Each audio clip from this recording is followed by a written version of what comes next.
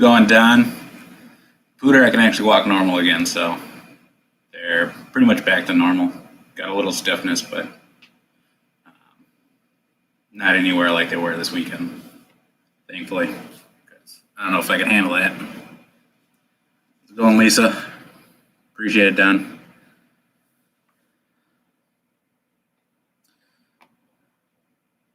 So basically, how's it going, Jake?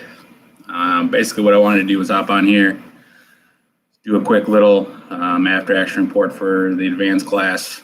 There's no videos out there really talking about it, and I think it's important that we get more info on people's experiences in the classes out there, so that more people can understand what they're getting there. They're going to be walking into at different classes.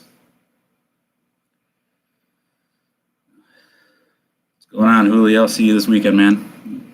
Hope you're ready to rock and roll. So basically, with the advanced class, it's that training pipeline. Your basic and intermediate advances. A lot of you guys that are tuned in so far. You get ready. You get ready, Jake. You look this way too, man. No, but I got a lot of rest the last couple of days after the class. Actually, surprisingly, got a decent amount of sleep during the class.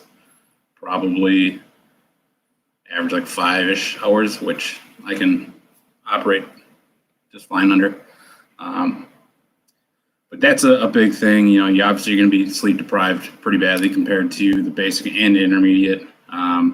Lisa, you just going through the intermediate know how much that can be a kicker. But basically, you start off day one, you get your pack, whatever you're bringing to the class, and I'm going to end up doing a video the next couple of days here when I head back down to the school, just going over what I brought, different things. But that first day, you get all your stuff like you normally do, and then as the days goes on, you start building on stuff. So really making sure that you get a lot of that practice in with those skills that you're learning along the way, and then supplementing those with classes like the Bushcraft 101 and Land Nav Intensive is going to be a really big one for a lot of people. The medicinal plants is going to come in handy too. Speaking to the navigation, I think that's what kicked a lot of people's butts this past weekend. Thankfully, I'm pretty good on my land nav, so that was never really much of a struggle for me. Dustin from Wazoo Survival, we worked really well together to get our routes planned, and then once it was just down to me, him, and Andrew from Ranger Fieldcraft and Survival here on YouTube, we all just played to each other's strengths. I have a firm grasp on the terrain where things are. Andrew is like spot on with his land nav. Him being in the military for quite a while, he brought a lot of great skills to our team of me and Dustin. So we all just really worked really well together to really accomplish all of our tasks and get our resources and get to where we need to and get back on time, even with my feet that are really jacked up. So I think that's a really good starting point. Is with my boots that I brought, I made the choice to go with non-waterproof vented boots. And the main reason is I wanted the ability to get those suckers dry at some point. The thing with waterproof boots is once you get water in there, it's almost impossible to get that moisture out of there, without some sort of like air dryer or a boot dryer. So kind of getting those dry in the field is going to be damn near impossible. So I went with non-waterproof, and that's a calculated move on my half, especially with how much water is all over the property, how much water it retains because that soil has so much clay in there. So a lot of that water just sits right on the top. And throughout the weekend, powering through, and my boots are getting soaked, water down, and obviously my feet are feeling the brunt of that because there's no barrier there. And that was the risk I ran, and I knew that going in. So I did what I could to get them dry. Brought my one extra pair of socks that you can bring, and still my feet got pretty jacked up.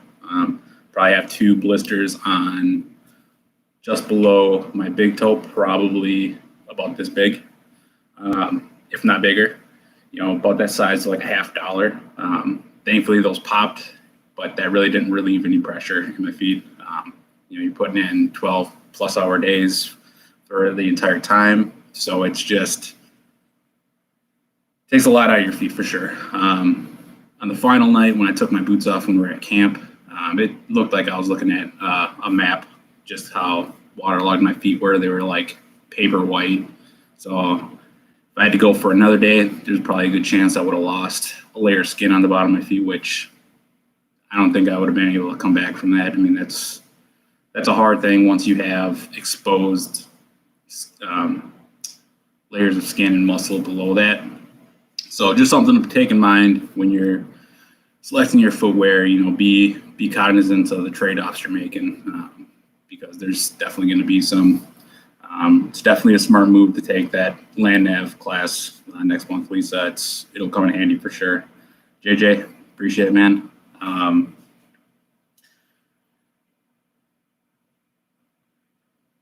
Yeah. So I mean, that pain. I mean, literally every step that I took was extremely painful. The mental and the physical, I can deal with that, but that constant grinding on your psyche of every step you're taking, it's pain. No matter what you do, you shift your weight, you try to make adjustments. There's no way to get around that pain. But there was no way I was going to leave the course. I couldn't do that to myself. It just never was a viable option. Obviously, the thought is there. It's just like with anything, you're going to be questioning what you're doing. Why am I here? Why am I doing this to myself? But finding that resolve to say, hey, I'm stick with it. Whatever happens to my feet, whatever happens with whatever injury I'm dealing with, let's just roll with the punches. So that's a big thing. What got me through. Plus, for me, I didn't want to let Dustin or Andrew down. As we're a team, I wanted to pull my weight, even though they were moving quite ahead of me. I just kept trying to push as fast as I could to keep the pace, and that's where I started using my skills of knowing most of the trees we had to look for, having a lay of the land. So finding your part on that team and really start playing off the strengths is gonna help you out there. How's it going, man? You guys have any questions in particular on the advance that I could probably touch on here while we're up and running?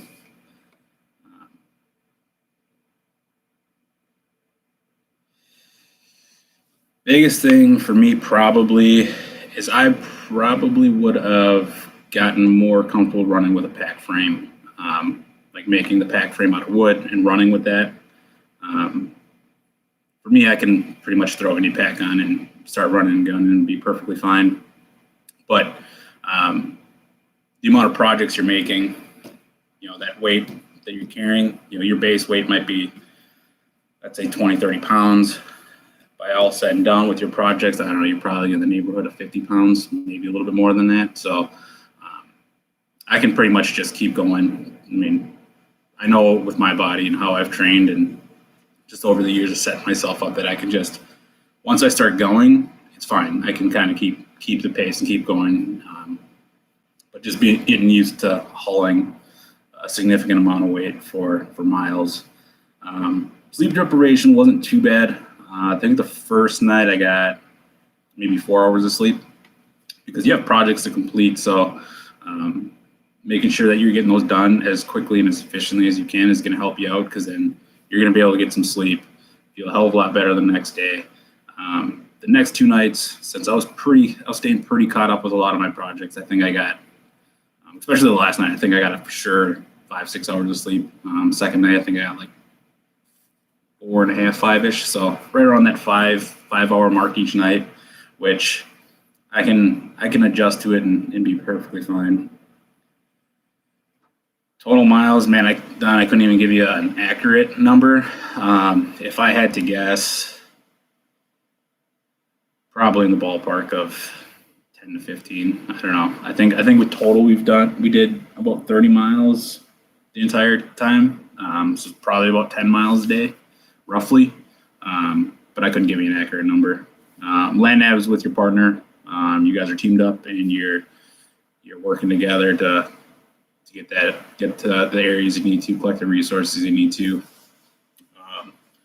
But that's going to be the big thing, is just making sure you have a good, competent grasp of land nav, how to use everything that's taught in the classes leading up to it. It's really going to pay off dividends once you jump in there for the advance, for sure. Going Jacks.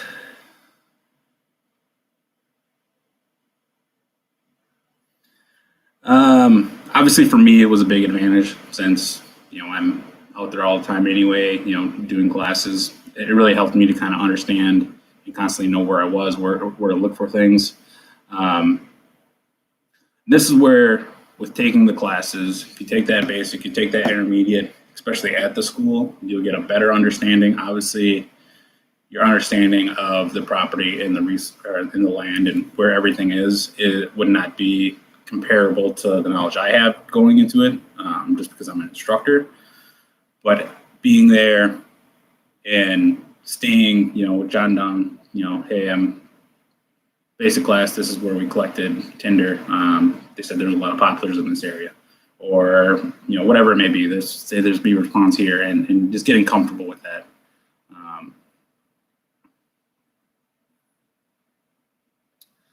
See what surprised you the most, or what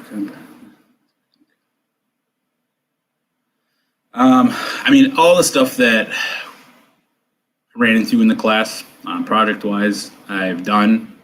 There's a few things. Obviously, it's an 80-20, so 80% you're showing that you know the materials and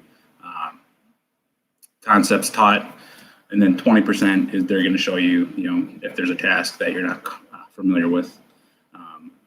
But just always be ready to, to learn on the fly and make the best choices in resources when you're out there. So make sure that when you're taking classes, you're keeping track of what resources work best for this, what resources work best for that. But the biggest thing that I really didn't expect was how jacked up my feet got. And there's really no way to really prepare for that. You can't bring foot powder, anything like that. You get one extra pair of socks. So I brought a quick drying pair, a synthetic pair, and then I brought a wool pair. I wore the synthetic ones for the first 2 days since they could dry a little bit quicker. Then that last day when my feet were really hurting, I decided to throw in the wool. That kind of helped them a little bit, but not a whole lot. Yeah, it's as you take classes and as you've taken classes, you know that that property is unforgiving. It doesn't matter who you are. I can ruck for days, and my body was torched at the end of it. With that lack of calories, I never got hungry. I had some growling in my stomach, but I was never like, oh man, I'm starving here, I need food. I was able to kind of just keep going and be perfectly fine. The biggest thing was with water. So for me, and if you've taken any of my classes or are talking to me, I've always say, hey, when you're in a situation, you gotta run through the risk rewards of doing something. So when we came across streams and creeks, I made a decision. Well, I ain't getting dehydrated out here, so I was just drinking out of creeks and streams. Obviously, if it would look pretty gnarly, there's some stuff floating around there, I'm not drinking it. But if it was relatively clear, I was comfortable with taking that risk, and I haven't had any stomach issues at all. Yeah, Pooter says, everyone hit that thumbs up button. Appreciate it. Yeah. There's always going to be changes. So what I just went through and the next advance are not going to be the same.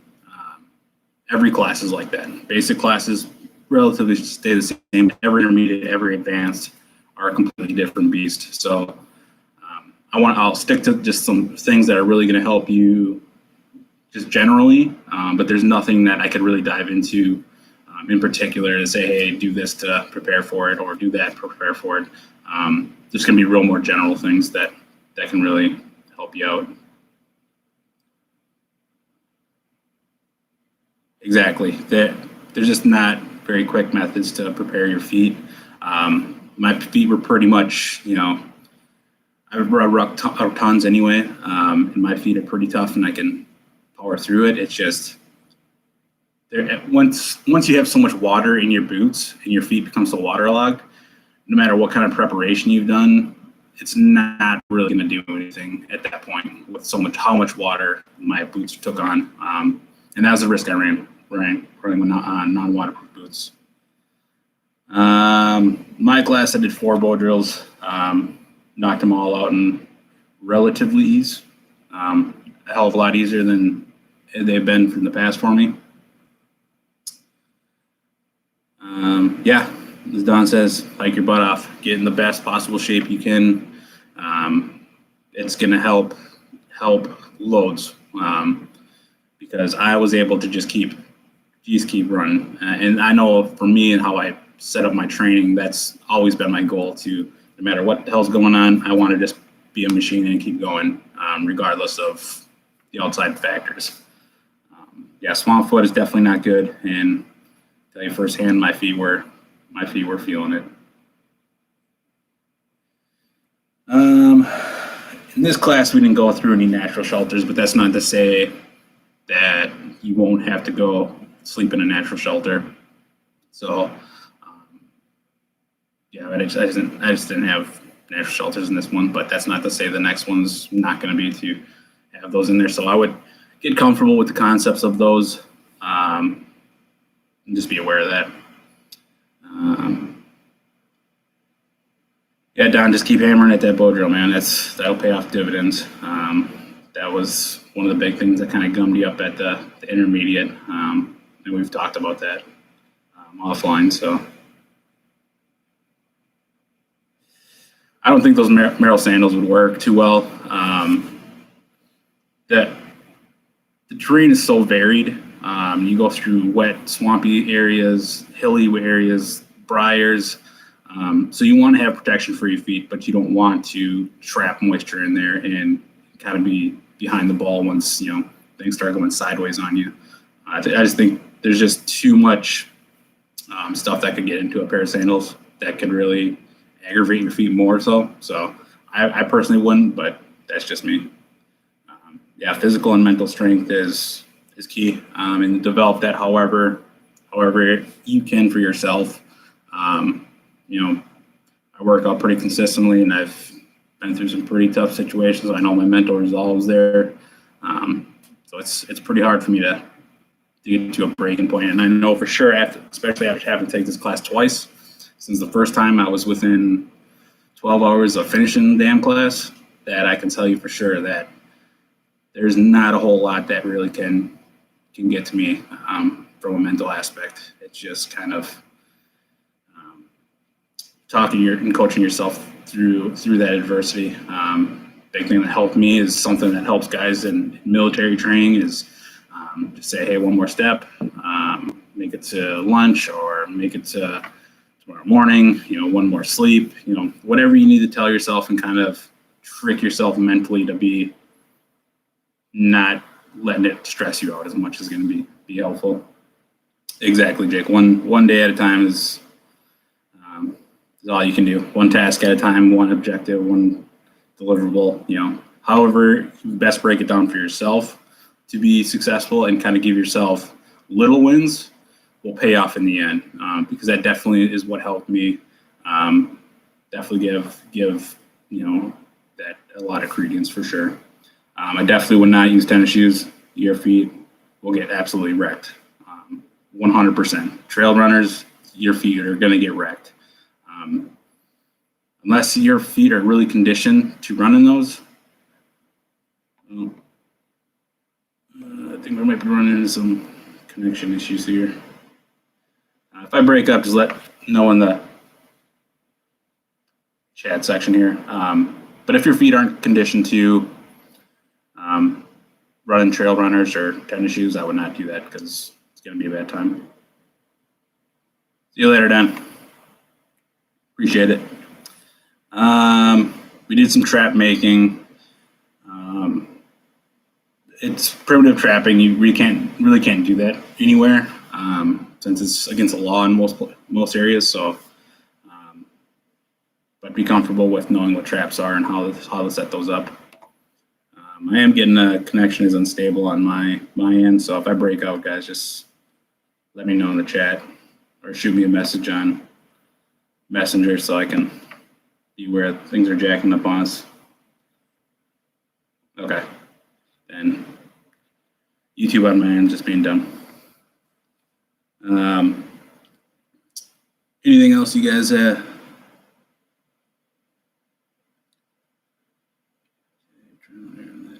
Well, if you're comfortable with the boots you have, Lisa, I would run those. The boots I had, I put on, I couldn't give you a ballpark number of miles.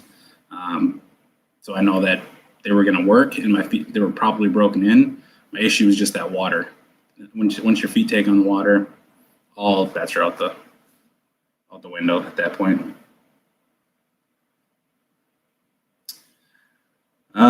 I know some older guys that have done it. I don't know everyone that's done it, but I know Baxter, our camp master, he's obviously gone through it. I only know a few guys that personally that have gone through it, that are still around, so I couldn't say to how old or how young. But all the guys that just went through it, I think Dustin's 32 like I am, and then I want to say Andrew's probably in his 30s too, since he's been in the Army for like 18 years. So he still has the tablets, Pooter.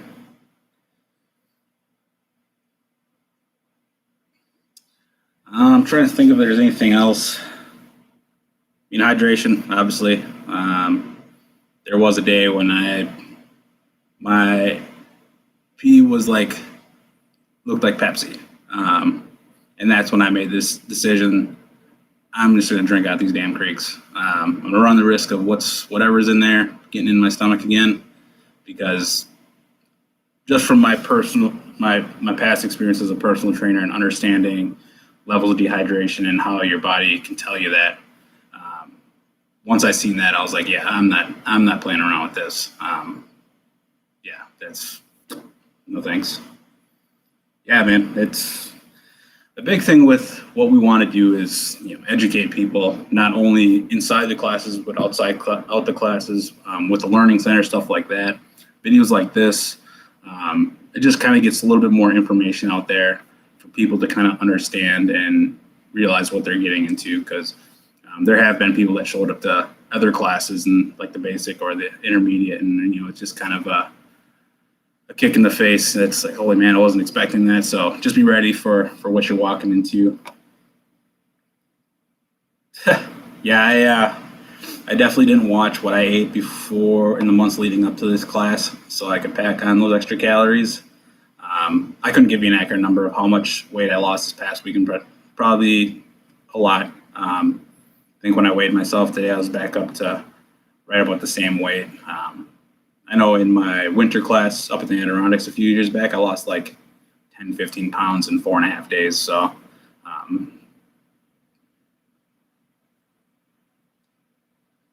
no one's ever died. That's a big thing as instructors, is watching for those warning signs of someone getting kind of off in the deep end. It's not always easy to point out that if someone's there. I had a guy take a class a few weeks back. He was yakking up the entire second day, but he just kept at it, and we were there, making sure that he was getting electrolytes and stuff like that. In the advanced class, if someone was running in that kind of issue, I don't know if they'd be sticking around. Just from a medical standpoint, you can't put them at that risk. Obviously, you don't want to put the school at risk, but more importantly, you don't want to put that student at risk of having some severe health issues come up from taking the training.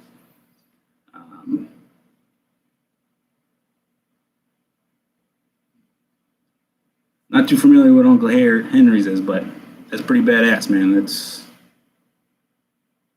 Hey, there he is. Speak of the devil. Yeah, exactly. And I know I didn't want to have any kind of kidney issues, and that's why I made the decision to just start slamming water from the best looking creeks and streams that I could find.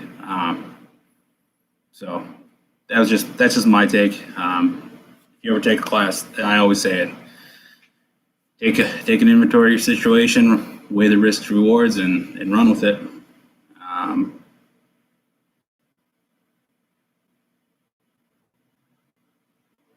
yeah. I mean, we try to keep everything squared away and keep things moving at a nice click, but um, everyone comes in with their own perspective on it, and um, I just know for me, I've never been that kind of turn this light off here. Um, I was never that kind of guy to want to quit on something once I started it. So, like I said, that option to quit the class was never a viable option. It was a thought, just like any time you're going through hardship. But it was never a legitimate, all right, I'm going to tap and go home, because I just couldn't do that to myself. And with the other instructors there, I couldn't. It put a lot of pressure on me. I can't say that I didn't, but when you're a part of a team and it makes you really push to a whole nother level, put things into a whole nother gear to really get it going.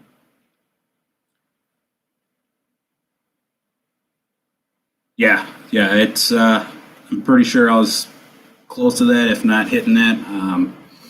Like I said, once I started pounding that water, Julio, that went away pretty quick. And that as soon as I seen it get to that point, um, I was just like, nope, not doing this, and I started slamming, and that's just how I roll. Oh yeah, survived it barely. Appreciate that, Rick. Well, with being an instructor and being an instructor candidate, you have to hit that 90%. So they're really looking at the projects you're making. I really didn't get a whole lot extra thrown at me just for being an instructor. But for me, I put that pressure on. Hey, I got to perform. I got to show that I'm worth a damn, and that I can earn my place here. So I really just hammered down and gutted it out, and I was like, well, if the bottoms of my feet fall off, the bottoms of my feet fall off.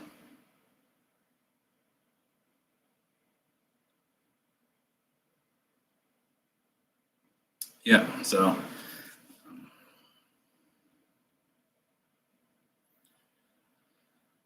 a big thing with the projects and the deliverables is, are they set up how they're meant to be set up? Is they set up how they're meant to be set up?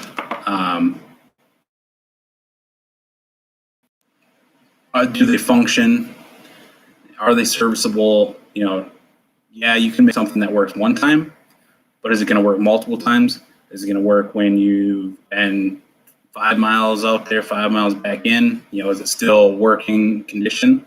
I had to make basically 2 buck sauce since one of mine fell and disappeared out in the bush somewhere. So I had to spend one night after class making another buck saw, so I didn't drop that one.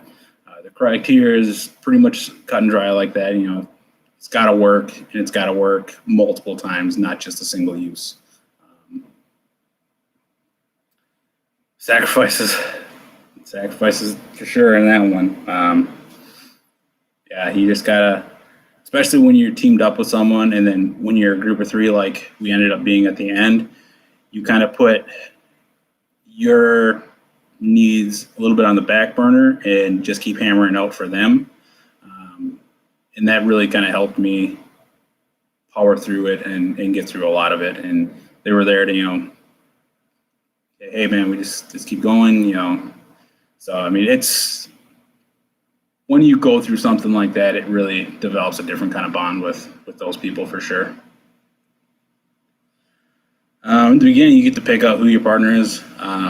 Me and Dustin were messaging the night before and decided that we were going to be partners. So we went in knowing that we were going to be partners, and then depending on how the class breaks down and who's left, if there's someone without a partner, they're not getting sent out alone. They're getting put into a 3-man team. So, yeah, three forced days, 3 full days, and then the 4th day is kind of a half a day, all depending on the curriculum for the class. Our 4th day didn't last too long.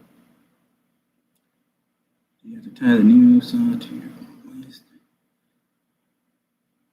No, I didn't have to tie it. I just made sure that I secured it a hell of a lot better than I did the first time.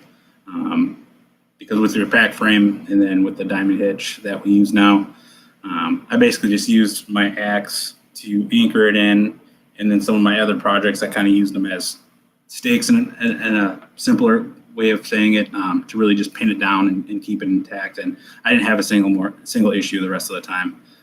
That was the only thing that I lost, I think, the whole time, was just that. And it was only one side of the upright, and I got pretty frustrated and chucked the rest of it off into the woods. And hindsight, looking back, I probably shouldn't have done that. So that's another thing that I want to touch on. You're going to feel just about every single emotion you possibly can feel. I've felt anger. I felt, what the hell am I doing? I felt, got sad. I got, extremely happy. I mean, I had every emotion, but they never really lasted significantly long. I was kind of in a pretty focused mind state for the first 2 days. And then I just kind of, once I kind of got over those 2 big humps, I was like, all right, something just changed in my psyche that kind of helped me get back on track. Yeah, Puda, that was the best damn Bob Evans I've ever had. Is the intro class a good thing to do? Yeah, I would say, because that's going to be the intro to survival class is nice, kind of slower pace, and it lets you better understand it, and they can better elaborate on things. And then once you jump into the basic, you can kind of apply those in a real world sense, and making sure that you can really tie those together and stuff like that. So it would definitely be a big help to do that class for sure.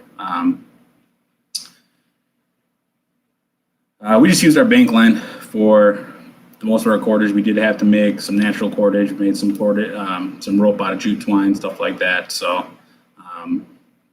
with that cordage, managing your bank line is critical. I ran out of bank line, but thankfully both of my partners had a significant amount, so it helped kind of pull me through the end.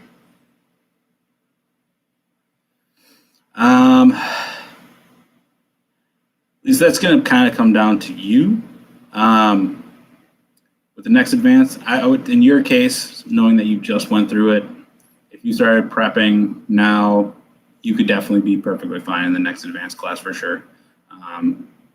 The way my classes broke down, my intermediate was a year before my first advance. That was just purely based on the scheduling. But you could do it within a couple of months for sure.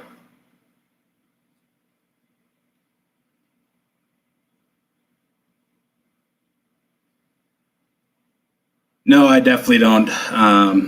So from here, I want to start diving into some more medical training. I'm doing a wilderness first responder in October. GoRuck has some kind of like medical classes I want to take where they kind of put you under stress. So I think it's valuable to have that real world training added to the training. So that's kind of, for training wise, that's kind of my next step. And then on another note, what I want to kind of do for next year, once I get back into running shape, is I would like to do GoRuck selection. And that has like a less than 2% chance of passing, pass rate on that class. So that's kind of like the next big mountain I want to climb. But I'm just kind of soaking this in now and being comfortable with where I'm at for a little bit before I start running after the next one.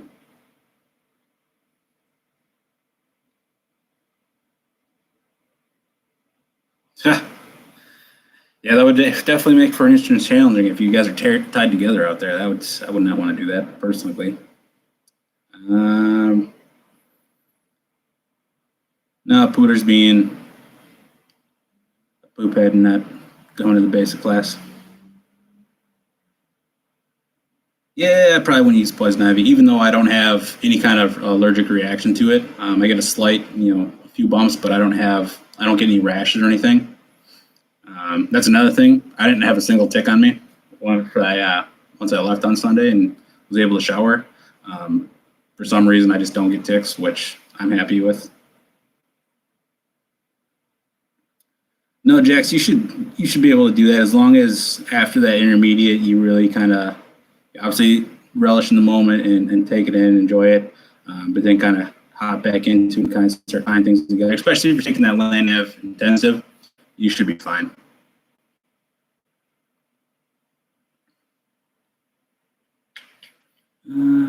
Crab sauce.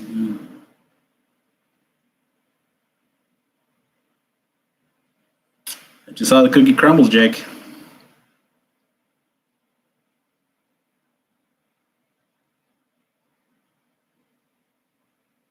I'll have to check out that group. I'm gonna write that down because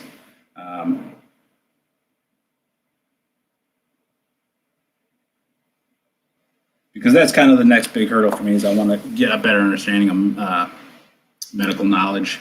Obviously, I'm never going to be like an EMT or a paramedic, anything like that. Just shit with math. So there's no way that I could go through that kind of schooling. But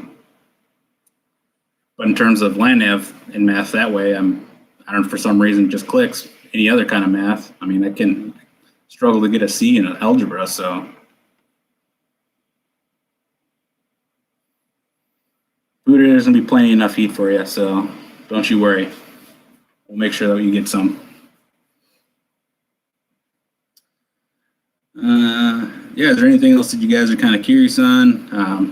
Doesn't even have to be the advanced class. It could be any other classes, anything else like that.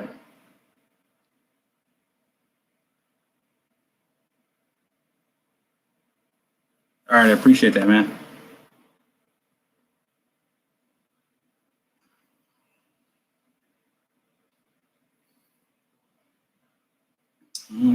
Trying to think of anything else in the class that. I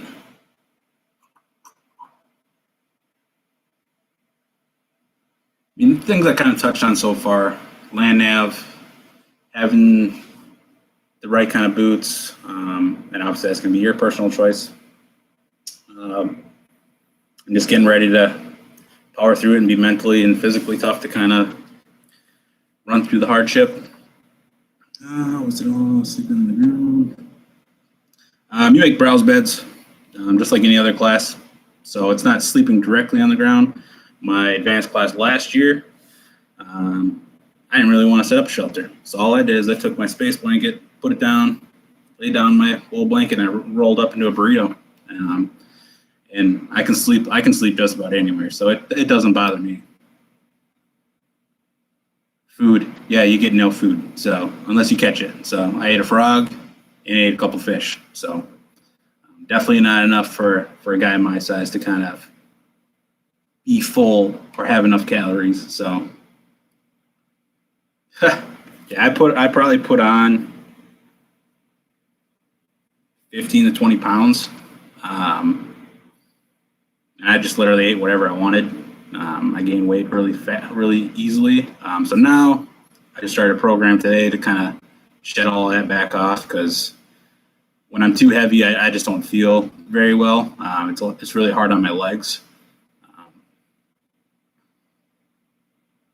I don't know exactly what you're going to be doing at that land nav intensive, to be completely honest with you, Jake. I don't know a whole lot about that class. I'll probably talk with Dave this weekend about it.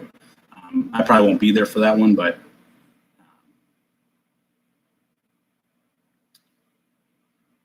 yeah, you definitely got Ruben. You got some sleep. Like I said, I average about 5 hours of sleep a night, but that's going to come down more to you than what they're going to let you do. You got to make sure you get your projects done in a timely manner and efficiently, and that they're rock solid. Because the faster you get those done, the more sleep you get. So, no, I ate it raw. No, just kidding. Yeah, I cooked the frog and I cooked the fish. Yeah, we did, Pooter. But when you think about it, all camping is just glamorous homeless camping or living.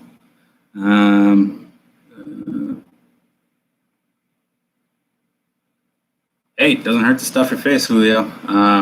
No, you'll have food, and you should have an ample amount of time to get sleep. So I wouldn't worry too much about that for the basic class. When you hop up into the intermediate and advanced, that's when it kind of starts playing a bigger part of it. I mean, you can if you feel that you can hop right into a basic class, and we've had hundreds of students jump right into the basic class and be perfectly fine. It's just a matter of how comfortable you think you are in your skill level to hop into it. Exactly. So it's all that bushcraft really is just being a homeless person that knows how to do stuff with a knife and cordage. Yeah, the Bushcraft 101 class. So that's a good point that Lisa brings up there. The Bushcraft 101 class is going to help you a lot, not only for the advanced, but for the intermediate class as well. Being able to know what projects you can make off the land. Plus, they kind of touch on when I went through it, and mine was about 3 years ago now. They touched on some medicinal plants and stuff like that. So I got a lot better understanding on how to make some things.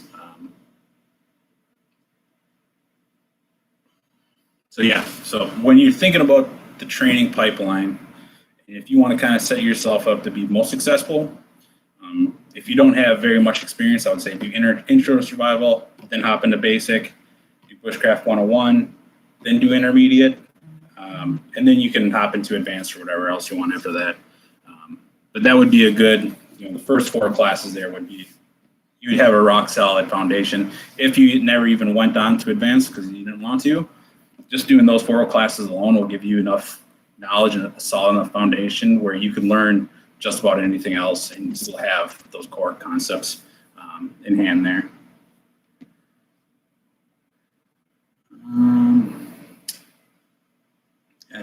If you guys have any kind of questions, just fire away. Hit that thumbs up. There's 10 of you that didn't. Don't make me come find you, because I will. Exactly. Plus, if you're wanting to be an instructor, finishing the basic, intermediate, advanced is how a lot of instructors are selected. There's other factors that go into that, and I can't say that what that criteria completely is, but yeah, that's how you become an instructor anyway, or potentially can be an instructor. You're not guaranteed to become an instructor. Yeah, Lisa. I mean, you put in a hell of work, and you kicked ass at all the classes I've seen you at. So you should really be proud of what you've done. I mean, a big thing. So when you drop a deliverable or when you have a setback on a certain exercise, I've generally seen 2 kind of responses here. There's been the one group of people that have said, all right, they kind of regather themselves, recompose themselves, and say, hey, I'm going to knock the next one out of the ballpark. And then there's the other group of people that just kind of, they hit that snag and they just can't get over it. And they could have been possibly thinking, hey, I'm going to split out. I've been thinking about splitting out of here, and failing that exercise or having some issues on that exercise may send them over that edge. But that's a big thing that I've seen, was just kind of, that basically comes down to the 2 things: people that can recompose themselves and just hammer out the next one, or someone that's been on the edge, or they just can't get over that mishap or that issue or that failed exercise, whatever it is, and they let it get to them mentally and kind of wears them down. So going into the class, make sure I don't skip over anyone's questions here. I don't have a lot of deliverables I made this weekend. I ended up tossing. I think the only one that I have left is my buck saw, and that's in my truck. So unfortunately, Rick, I can't really show any of those because I didn't keep any of them. Other than I think my Hope Reel is the only other thing that I kept. The rest of them I got rid of because I just didn't want them. So during the class, I didn't have any problems with the fire starting drill. My bow drill, my second one, I think I struggled with a little bit. That was more so that I was completely zapped out of energy. A guy my size with the amount of muscle mass I have, I burned through ungodly amounts of calories. So by the time we were doing that, I was just so zapped of energy that I just didn't have anything left to really give. But the following morning, when I was able to kind of redeem myself, I cranked it out no problem. And Andrew, the all-star female, is running forward here. So the basic class is you learn a lot about the resources, in particular that are at the school, what works best, what you want to use, and then as each class kind of goes up and as you move up in skill level in the classes, the resources you need to know will be taught to you. It's not going to be like, hey, you got to do this, now go find the right resource for it. We'll give you that knowledge, make sure that you're understanding and learning that. Just know all the knots that we've gone through so far. It helped if I read your comments. No, I think there was one with one of the traps, but I believe we touched on it in the intermediate. My intermediate was different because I took mine in Florida. Let me know what was the last thing that got caught in here so I can kind of.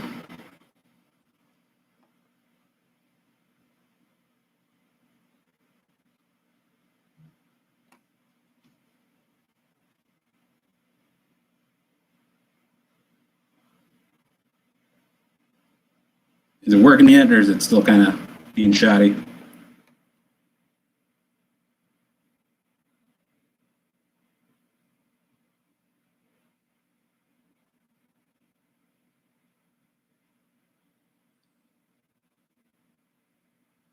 Okay. Let me see. So yeah, whatever's on the packing list, it's all you get to bring. Anything else is getting tossed back. Bow drill is only taught in the intermediate, sometimes thrown into the Bushcraft 101. Your notes, you can bring those if they're in your notebook. I brought a notebook that was brand new, so I didn't have any notes in there. Damn hotel internet is right. Someone's hogging all of it. Probably some gamer. Back working. For my intermediate, I didn't have a written. We didn't have one for the advanced. So as far as my knowledge goes with the intermediate, it's just kind of you're out there performing, and that's your exam. And like I said, every class is completely different, so that may change. I mean, they may want to try and throw some sort of exam at you. I think the only written exam, though, is in that basic class. So I wouldn't really worry too much about that, but you never know. They might want to try something new.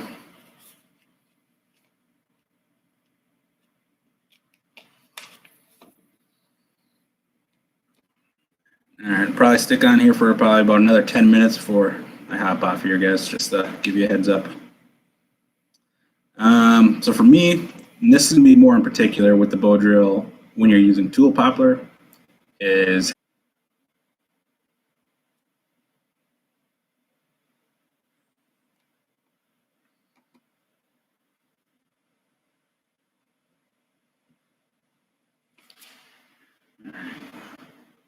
okay. I don't know if it's a secret. It's just a matter of setting up your bow drill correctly. Just create your notch a little bit wider. It'll get a little bit better airflow to make sure that that ember is nice and big, so you're not having any issues with that. With this freezing so much, I'll probably end up cutting it out of here in a couple of minutes here, just because it's probably annoying on your end, definitely annoying on mine. Appreciate you guys hopping in for it.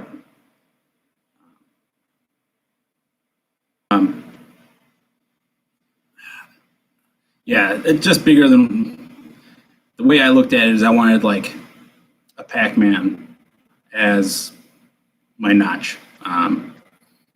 So if you, obviously a lot of people know who Pac-Man is. So when you have that burned in area, and then you just cut it out to where it looks like Pac-Man. That might be the easiest way to understand that, Lisa. Appreciate it, Gun Commando.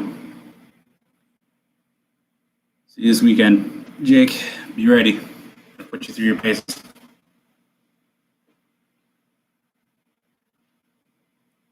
Yeah, bigger notch for the bow drill. The internet keeps freezing up on us here. But yeah, if you guys don't have any other questions, man,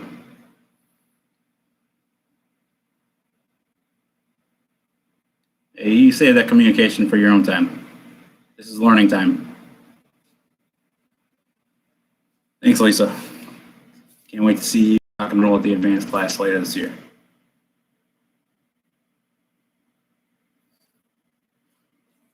Let's see, it keeps blowing up my phone.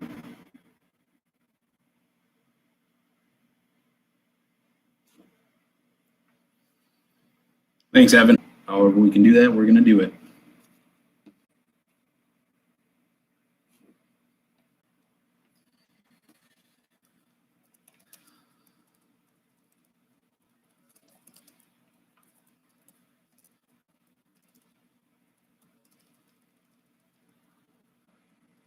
All right, so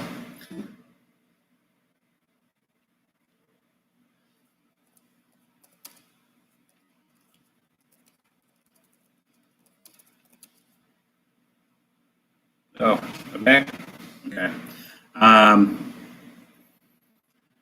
Well, with this connection freezing on us a lot, I think I'm just going to call it now, guys. Yeah, I'll catch you guys in the next video. If you have questions, hit me up. That Revival on Instagram, obviously YouTube here, Facebook, or you can shoot me personal email if you friends with me on Facebook. All right, guys, take her easy, and I'll see you out in the woods.